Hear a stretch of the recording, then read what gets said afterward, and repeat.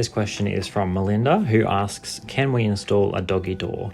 It will be into a window, not an existing door or screen. This is an example of an application to make an improvement to common property. So generally a doggy door would be installed on an external door, obviously so the dog can go from the inside to the outside. The external wall of most body corporate developments will be common property, so the body corporate will have some interest in that wall and some responsibility generally to maintain it, including doors and windows in exterior walls. Not always the case, but that's the most common scenario. So that being the case, I would suggest Melinda make an application to make an improvement to her lot.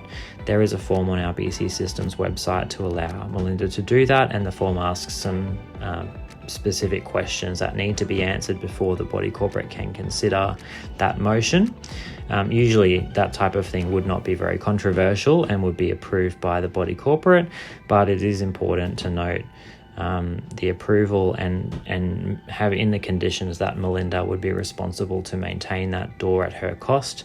And if something happened to the window or the door as a result of wear and tear or the installation, that would also become Melinda's cost. That's to protect the body corporate from being exposed to increased costs to maintain the building because of things that individual owners have done to their units over time.